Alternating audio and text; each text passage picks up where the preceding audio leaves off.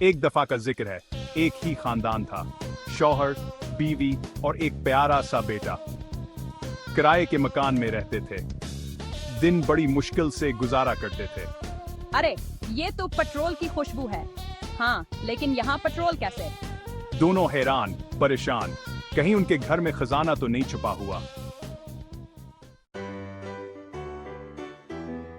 शौहर ने कहा, हो ना हो, हमारे घर के नीचे पेट्रोल का जखीरा निकल आए। बीवी खुशी से अचल पड़ी, बोली, बस हम तो अमीर बन गए। बेटा भी खुशी में तालियां बजाने लगा। नए खिलौने, नए कपड़े, सब ख्वाब सच होते नजर आ रहे थे। नए खिलौने, नए कपड़े। अब उनका हर ख्वाब इस पेट्रोल के गिर्द घूमने लगा। शौहर ने कहा, हमें ये मकान खरीदना होगा, लेकिन हमारे पास इतने पैसे कहाँ हैं? फिक्र ना करो, बैंक से कर्जा ले लेते हैं। उन्होंने सोचा कि जब घर के नीचे से पेट्रोल निकलेगा तो कर्जा तो आसानी से उतर जाएगा। मकान मालिक को बेचने का कोई दिल नहीं था। वो इस मकान से बहुत मोहब्बत करता था और इसके साथ बहुत सी यादें वाबस्ता थीं। लेकिन जब शौहर ने इसे मिना मांगी, कीमत दी, तो वो मान गया। इसने सोचा कि इतनी बड़ी रकम को ठुकराना मुश्किल है।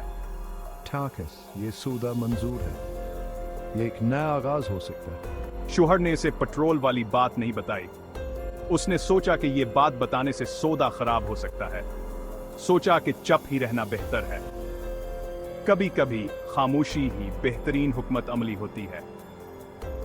कागजात तैयार करवा लेते हैं। सब कुछ कानूनी तौर पर मुकम्मल होना चाहिए। मकानाने के नाम हो गया। यह हलमिहान के लिए बहुत खास था। खुशी की इंतहा न थी। वो सब एक दूसरे को मुबारकबाद दे रहे थे। अबू हापने ही घर के मालिक थे। यहाँ के ख्वाबों की ताबीर थी। अबू हापने नए घर की जीन व आराइश के मंसूबे बना रहे थे। उनके जहन में बेहतसे ख्यालात थे। वो सब मलकर नए घर में पहला खाना खा रहे थे। यहाँ के लिए एक यादगार लम्हा। शौहर ने मजदूर बुलवाए और बाथरूम की खुदाई शुरू करवा दी। वो सोच रहा था कि शायद यहां पेट्रोल का खजाना छुपा हुआ है जो उनकी जिंदगी बदल देगा। लेकिन पेट्रोल कहीं नजर नहीं आया।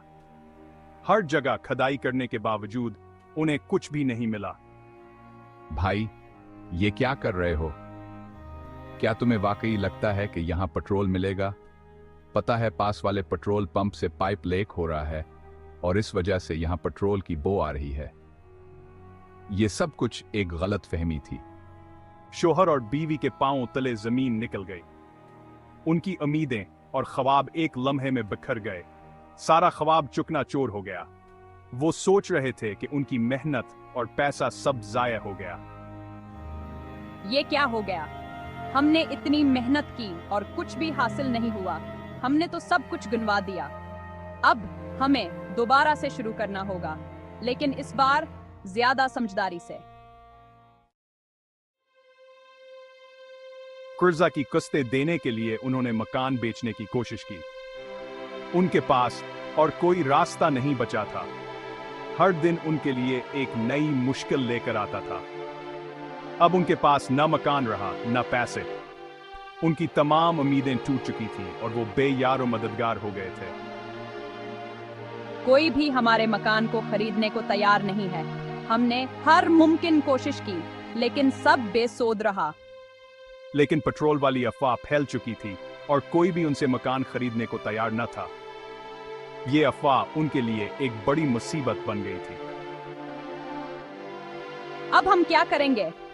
हमें कोई रास्ता नजर नहीं आ रहा। आखिरकार बैंक वालों ने उन्हें घर से निकाल दिया और कर्जा ना चुकाने पर जेल भेज दिया। उनकी जिंदगी एक भयानक ख्वाब बन चुकी थी। ये सब हमारी गलती थी।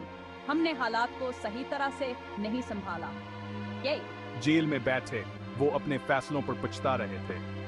उनकी आंखों में पछतावे के आंसू थे और दिल में एक ही सवाल था, क्या हम कभी इस मुसीबत से निकल पाएंगे? हेलो दोस्तों, मैं हूं आपका दोस्त आजम मेमन। मेरी वीडियो देखने का शुक्रिया। अगर आपको मेरी वीडियो पसंद आई हो तो बराए मेहरबानी लाइक और कमेंट जरूर करें और मेरे चैनल को सब्सक्राइब करना न भूलें और मैं क्या बेहतर कर सकता हूं ये भी कमेंट में जरूर बताएं। शुक्रिया।